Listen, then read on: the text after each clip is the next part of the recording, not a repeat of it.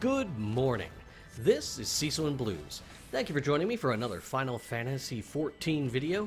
Today I'm going to be talking about patch 2.55 and the story of it. There are going to be spoilers here, so if you have not completed the patch 2.55 story, or if you're not currently playing Final Fantasy and you don't want to have that story spoiled for you, then maybe come back in the future after you've had a chance to experience it. I am going to start talking about the mechanics, though, and then I'll move into the story after I discuss specifically the trial. So if you're looking for a time you want to tune out, when I start talking about the trial, you'll probably want to go off and come back later. But for right now, mechanics. We've got 16 new quests, and there's nothing interesting in these quests from a gameplay mechanic standpoint. Nothing pushes the envelope, nothing changes MMO paradigms. These are all breadcrumb or fetch quests that are very typical. Go to this place, stand there, wait for a while, fight a monster, come back, tell me how it went, or here's an object, go bring it to the person outside or in the next town over, or could you get that off of the bookshelf and bring it back over to me. All stuff we're very familiar with, but it's there to drive the story, and that's the primary focus here in these set of quests. We are here to hear a story that the game is telling us, and the mechanics aren't very complex. They're not interesting, but they're also not cumbersome. You're not asked to do things that are frustrating. You're not asked to kill a bunch of things that you don't want to have to kill. You're not asked to mindlessly wander around the world to a bunch of different places. It's all there to tell you a story, to remind you who NPCs are and what their aspirations are, and kind of take you on a journey. And it's kept very simple so that the journey is about the story and not about the gameplay. Halfway through, though, you will encounter the Steps of Faith trial. And the Steps of Faith trial is massively different from anything else that's been presented to us so far. It's a very unique encounter with a very kind of diverse mechanical setup that is really cool. It can be frustrating to do it in Duty Finder if you get players who want to experience it for what it is, and they want to learn the mechanics as they see them and adjust and form strategies. That's not what Duty Finder's for. If that's what you want to do, cool. Look for a group of people on your server who want to do the same thing, queue up as a group, and do that thing. Do not queue into Duty Finder and refuse to listen to strategies. At the very least, listen to a strategy, but you should probably hunt down a guide. As a note, I'm not doing a guide myself this time. I've been moving this week. I didn't have time to get one up, and at this point it's a little late. I believe there are guides created by other members of the Final Fantasy community, so they're out there in case you need them. I really enjoyed this fight and its mechanics. If you're unfamiliar with the fight and you would like to know what's going on, you are fighting a giant dragon. And this dragon behaves the most like a dragon that I've ever encountered in an MMO. Dragons are always arrogant in MMOs. They're always like, oh, you pesky adventurers, why would I ever be afraid of you? But they still fight you. And they still, you know, sit there and swat at a tank for 8 minutes while you slowly deplete their health points. And Vishnap is totally different. He's a giant dragon, he lands on a bridge, and he says, I'm here to huff and puff and blow down these walls. He doesn't care about you. At all. Sure, if you get in his way, he'll hurt you. But he has no specific mechanics that target players. He targets the walls, he targets the turret emplacements, and if you get stepped on, you take damage. But he's not aiming for you. He doesn't try and step on you. You just happen to be in his way. You are as if insects to him. And he has a ton of health.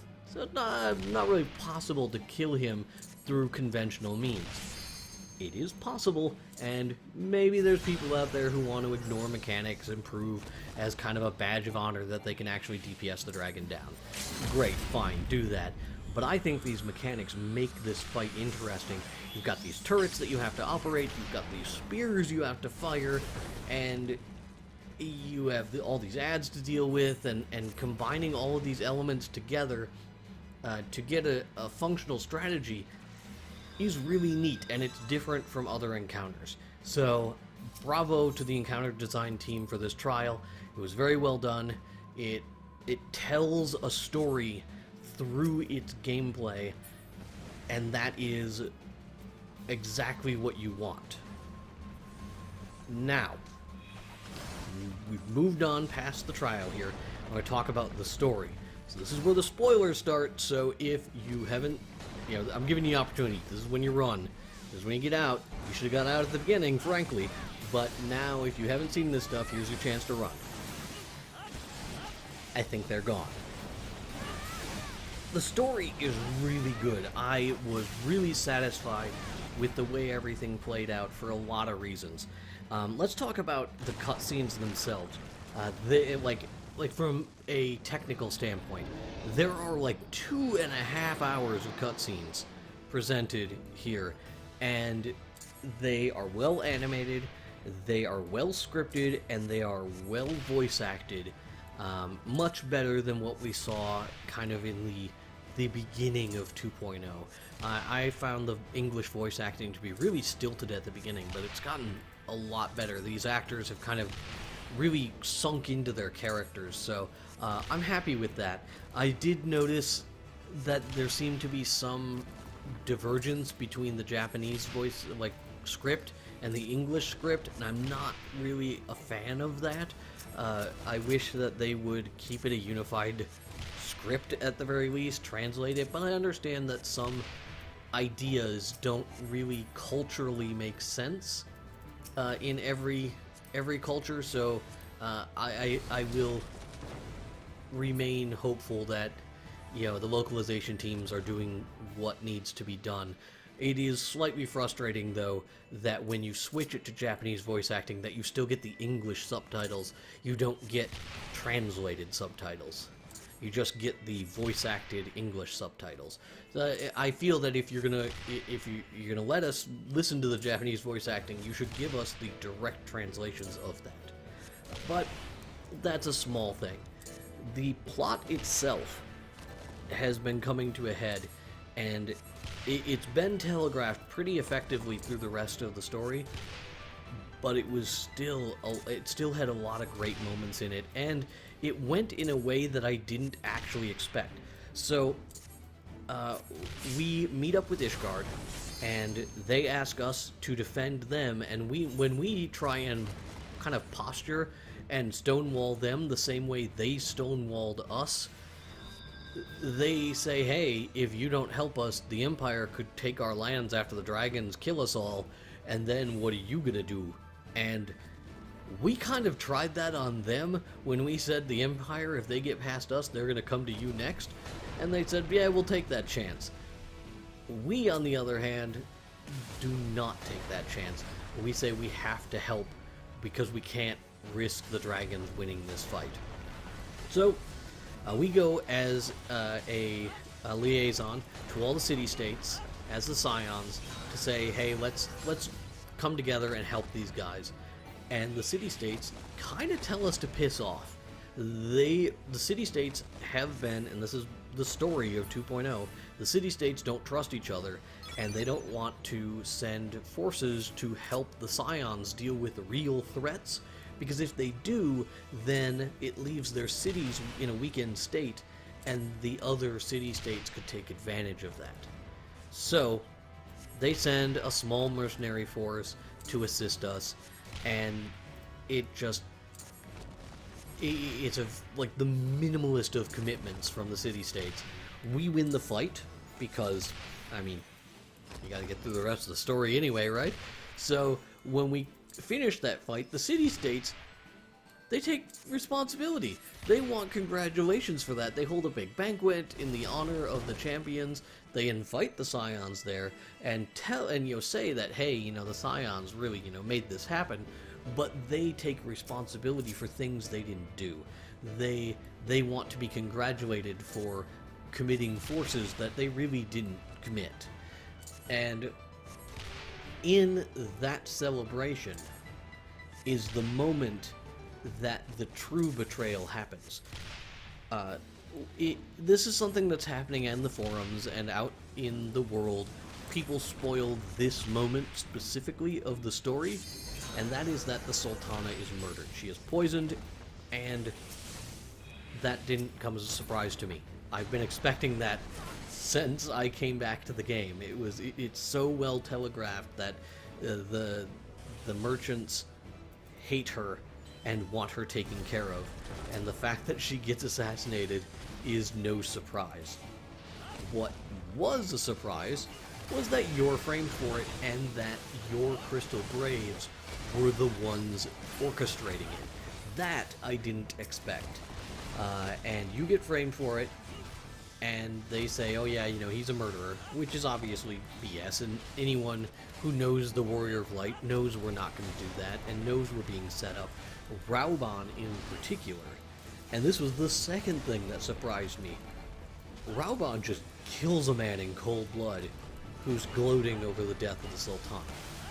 It seems likely he has something to do with it, but at the very least he's got something to gain from it, and Raubahn just kills him in cold blood, an unarmed man.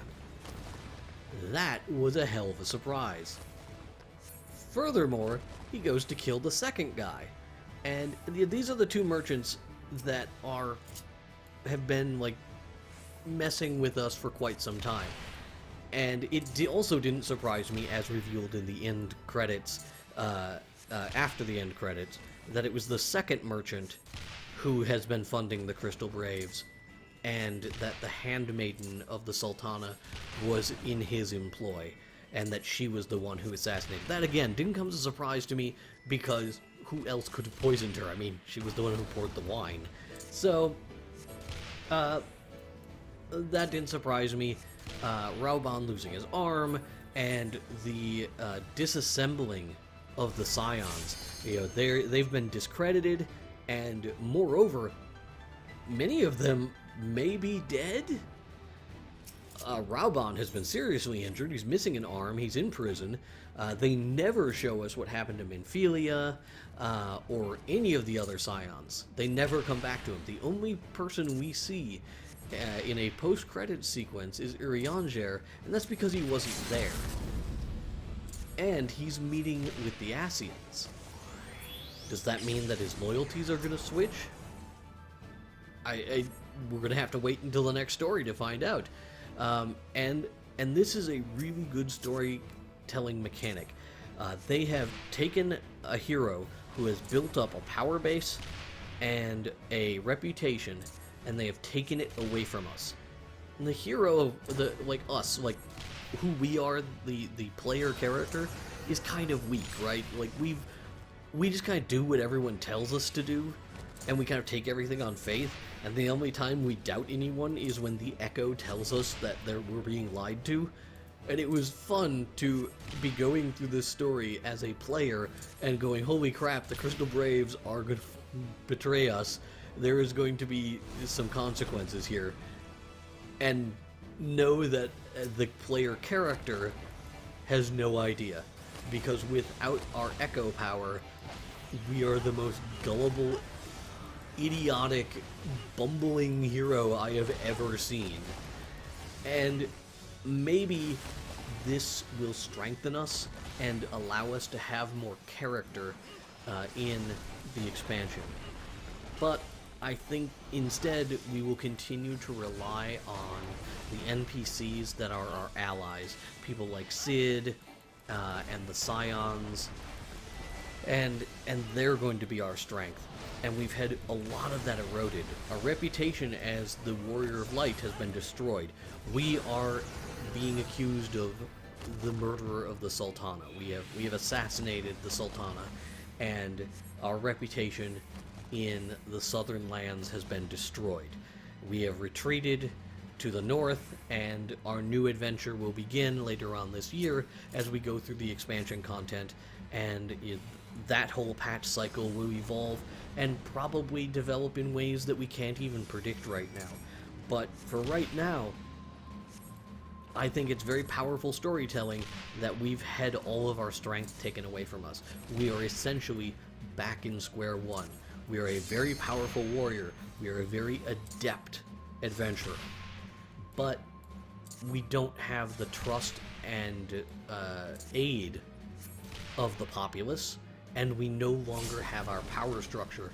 Our personal army, the Crystal Braves, are in the employ of someone else, and all of our allies are either in prison or missing and presumed dead. This was a very powerful set of stories. I loved it. I really was happy with it, and I look forward to where this story will take us. The Empire is involved. The Asians are involved. Arianger may betray us. It seems like we have allies amongst the Ishgardians, but I don't really trust them. I think that we may see that the dragons are maybe the wronged party once we get up into Ishgard. I'm really looking forward to seeing how this story plays out, and I hope you are too. If you enjoyed this brief discussion of the story in patch 2.55, go ahead and hit the like button. You can subscribe. I will be getting back to doing regular videos at my earliest convenience. I'm still setting up my room, and hopefully I can get some of this echo gone, and we can get back into it. Have a great day, and we'll see you next time.